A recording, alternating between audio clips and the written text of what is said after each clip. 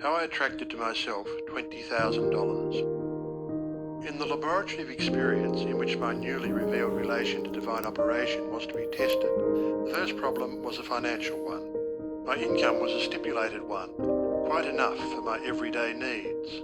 But it did not seem sufficient to enable me to go comfortably to England where Troward lived, and remain for an indefinite period to study with so great a teacher as he must be. So before inquiring whether Troward took pupils, or whether I would be eligible in case he did, I began to use the paragraph I had memorised.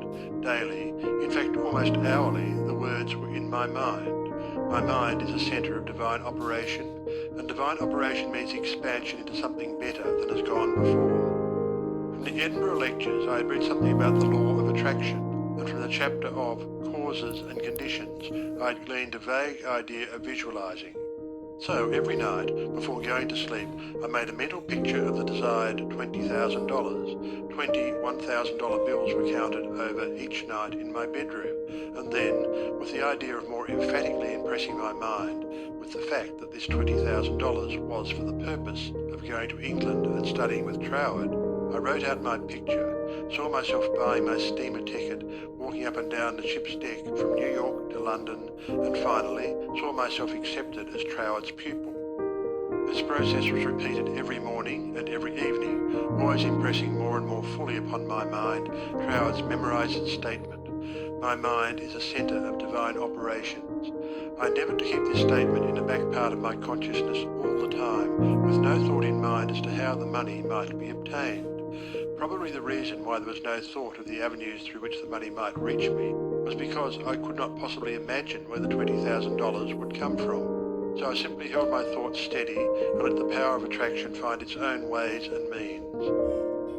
One day, while walking on the street, taking deep breathing exercises, the thought came, my mind is surely a centre of divine operation. If God fills all space, then God must be in my mind also. If I want this money to study with Troward, that I may know the truth of life, then both the money and the truth must be mine, though I am unable to feel or see the physical manifestation of either. Still, I declared it must be mine. While these reflections were going on in my mind, there seemed to come up from within me the thought, I am all the substance there is. Then from another channel in my brain, the answer seemed to come. Of course, that's it. Everything must have its beginning in mind. The I, the idea, must be the only one and primary substance there is, and this means money as well as everything else. My mind accepted this idea, and immediately all the tension of mind and body was relaxed. There was a feeling of absolute certainty of being in touch with all the power life has to give.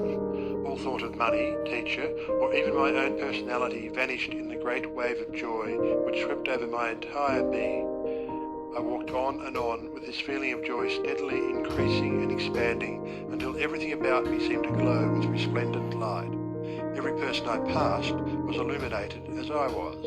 All consciousness of personality had disappeared, and in its place there came that great and almost overwhelming sense of joy and contentment. That night, when I made my picture of the $20,000, it was with an entirely changed aspect. On previous occasions, when making my mental picture, I had felt that I was waking up something within myself. This time, there was no sensation of effort. I simply counted over the $20,000. Then, in the most unexpected manner, from a source of which I had no consciousness at the time, there seemed to open a possible avenue through which the money might reach me. At first, it took great effort not to be excited. It all seemed so wonderful, so glorious to be in touch with supply. But had not Troward cautioned his readers to keep all excitement out of their minds in the first flush of realization of union with infinite supply, and to treat this fact as a perfectly natural result that had been reached through our demand? This was even more difficult for me than it was to hold the thought that all the substance there is, I am, I, idea, and the beginning of all form, visible or invisible. Just as soon as there appeared a circumstance which indicated the direction through which the $20,000 might come, I not only made a supreme effort to regard the indicated direction calmly as the first sprout of the seed I had sown in the Absolute, but left no stone unturned to follow up that direction by fulfilling my part. By so doing, one circumstance seemed naturally to to lead to another, until, step by step, my desired $20,000 was secured. To keep my mind poised and free from excitement was my greatest effort. This first concrete fruition of my study of mental science, as expounded by Trower's book, had come by a careful following of the methods he had outlined. In this connection, therefore, I can offer to the reader no better gift than to quote Trower's book, The Edinburgh Lectures, from which may be derived a complete idea of the line of action I was endeavouring to follow. In the chapter on causes and conditions, he says, "To get good results, we must properly understand our relation to the great impersonal power we are using. It is intelligent, and we are intelligent, and the two intelligences must cooperate. We must not fly in the face of the law, expecting it to do for us what it can only do through us. We must therefore use our intelligence with the knowledge that it is acting as the instrument of a greater intelligence. And because we have this knowledge, we may and should cease from all anxiety as to the final result. In actual practice, we must first form the ideal conception of our object with the definite intention of impressing it upon the universal mind. It is this thought that takes such thought out of the region of mere causal fancies, and then affirm that our knowledge of the law is sufficient reason for a calm expectation of a corresponding result, and that, therefore, all necessary conditions will come to us in due order. We can then turn to the affairs of our daily life with the calm assurance that the initial conditions are either there already or will soon come into view. If we do not at once see them, let us rest content with the knowledge that the spiritual prototype is already in existence, and wait till some circumstance pointing in the desired direction begins to show itself. It may be a very small circumstance, but it is the direction and not the magnitude that is to be taken into consideration. As soon as we see it, we should regard it as the first sprouting of the seed sown in the absolute, and do calmly and without excitement whatever the circumstances seem to require, and then, later on, we shall see that this doing will, in turn, lead to a further circumstance in the same direction, until we find ourselves conducted, step by step, to the accomplishment of our object.